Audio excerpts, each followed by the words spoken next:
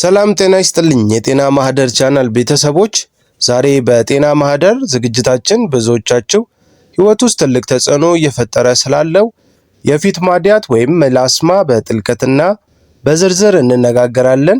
ይህ ቪዲዮ እስካሁን ካያችኋቸው ቪዲዮዎች ሁሉ ለየት የሚለው ማዲያትን ከስር መሰረቱ ጀምሮ እስከ መጨረሻው መፍትሄው ድረስ እያንዳንዱን ዝርዝር ነጥብ የምንዳስስበት በመሆኑ ነው። ብዙዎቻችሁ ማዲያት ለምን አይለቀኝም ብላችሁ እንደምትጠይቁ እናውቃለን። ማዲያት ግን የጤና ጠንቅ ባይሆንም በራስ መተማመናችሁ ላይ የሚያደርሰው ጫና ቀላል አይደለም። ዛሬ በጤና ማህደር ሳይንሳዊ መሰረት ያላቸውንና በቤት ውስጥ በቀላሉ የምናገኛቸውን ተፈጥሯዊ መፍትሄዎች በዝርዝር እናያለን። በመጀመሪያ ማዲያት በቤታችን ውስጥ ስናክም ትልቁ መሳሪያችን ትዕግስት ነው። ብዙዎቻችሁ በአንድ ሳምንት ውስጥ ውጤት ትፈልጋላችሁ። ነገር ግን ቆዳችን ራሱን ለማደስ ቢያንስ 28 ቀናት ይፈጅበታል። ማዲያት ደግሞ በቆዳ ጥልቅ ክፍል ውስጥ ሊሆን ስለሚችል ውጤቱን ለማየት ቢያንስ ከ2 እስከ 3 ወር ተከታታይ ጥረት ይፈልጋል። አሁን ወደ መፍትሄዎቹ በዝርዝር እንግባ። አንደኛውና ዋነኛው መፍትሄ የእሬት ወይም የአሉቬራ ህክምና ነው። እሬት በውስጡ አሉይሲን የተባለ እጅግ አስደናቂ ንጥረ ነገር ይዟል። ይህ ንጥረ ነገር ቆዳችን ውስጥ ያለውን የሚላን ምርት የመቆጣጠር ልዩ ተሰጥኦ አለው። አጠቃቀሙ እንደሚከተለው ነው። መጀመሪያ ትኩስ የእሬት ቅጠል በማምጣት በጎንና በጎን ያለውን እሾህ በማስወገድ በሁለት እንሰነጥቃለን። መሃል ላይ ያለውን ነጭና ወፍራም ጄል በመፋቅ ንጹህ ዕቃ ላይ እናስቀምጣለን። ከዚያም ፊታችን ለብ ባለ ውሃ ታጥበን ከደረቀ በኋላ ይህንን ጄል ማዲያቱ ባለበት ቦታ ላይ በክብ ቅርጽ ለ2 ደቂቃ ማሸት አለብን። ማሸቱ ደግሞ በቆዳችን ውስጥ በደንብ እንዲዘዋወርና ንጥረ ነገሩ ወደ ውስጥ ዘልቆ እንዲገባ ይረዳዋል። ይህንን ማታ ተቀብታችሁ አድራችሁ ጠዋት በቀዝቃዛው መታጠብ አለባችሁ። እሬት ቆዳን ከማጥራቱ በላይ ቆዳን እርጥበት አግኝቶ እንዲለጠጥና ወጣትነቱ እንዲጠበቅ ያደርጋል። ሁለተኛው የቤት ውስጥ መፍትሄ የቱርሜሪክ ወይም የእርድ ማስክ ነው። እርድ ለዘመናት የቆዳን ቀለም ለማስተካከልና ለማጣራት ሲያገለግል የኖረ የቅመማ ቅመም ንጉስ ነው። እርድ በውስጡ ኩርኩሚን የተባለ ጸረ ኢንፍላሜሽን ንጥረ ነገር ስላለው በሆርሞን ወይም በፀሐይ ምክንያት የቆሰሉ የቆዳ ሴሎችን ይጠግናል። ለማስክ አዘገጃጀቱ የአንድ የሾርባ ማንኪያ ንጹህ እርድ፣ 2 የሾርባ ማንኪያ ወተትና ጥቂት የሎሚ ጠብታዎች በአንድ ላይ በመቀላቀል ማዘጋጀት ነው። ወተት ውስጥ ያለው ላክቲክ አሲድ የሞቱ የቆዳ ሴሎችን ቀስ በቀስ እንዲላጡ ያደርጋል። ይህንን ፊታችሁ ላይ ቀብታችሁ ለ20 ደቂቃ ያህል ማቆየት ይኖርባችኋል። ልክ ሲደርቅ በቀዝቃዛ ውሃ ታጠቡት። እርድ ፊት ላይ መጠነኛ ቢጫ ቀለም ሊተው ስለሚችል ከታጠባችሁ በኋላ በጥጥና በጥቂት ወተት ፊታችሁን ብታብሱት የቀለም ቅሬታው ይጠፋል። ይህንን በሳምንት 3 ቀን ማድረግ እጅግ አስገራሚ ለውጥ ያመጣል።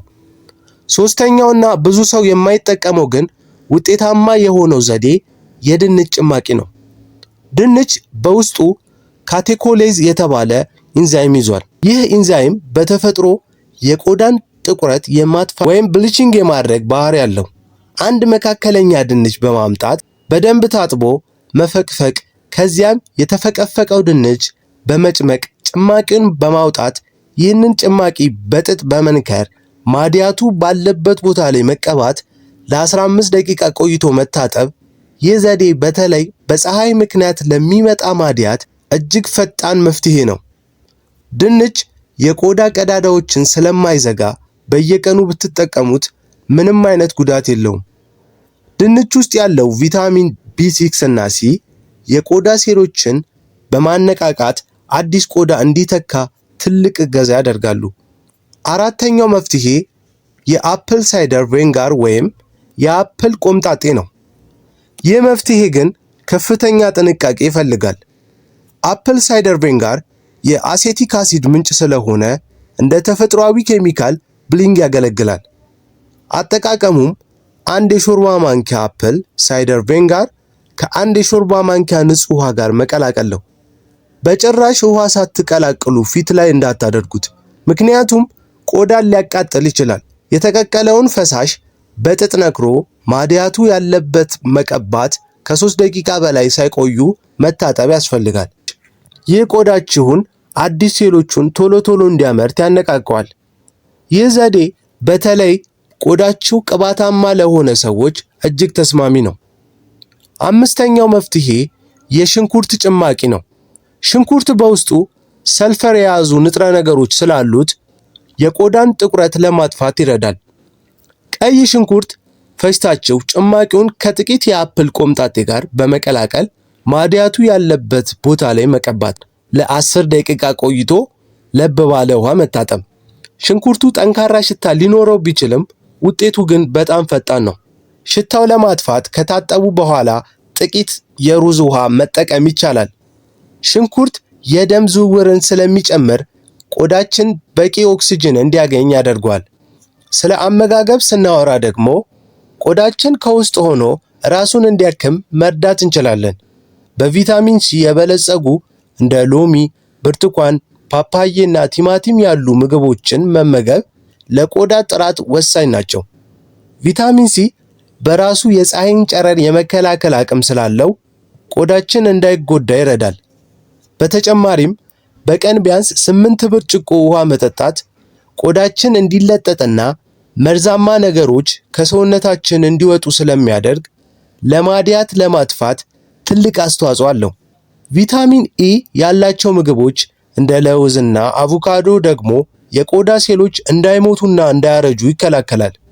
ጥንቃቄ ማድረግ ያለብን ነገሮች ደግሞ ፊትን በኃይል አለማሸት፣ ፊትን በሙቅ ውሃ አለመታጠብ እና ያለ ፀሐይ መከላከያ ክሬም ወደ ውጪ አለመውጣት ናቸው።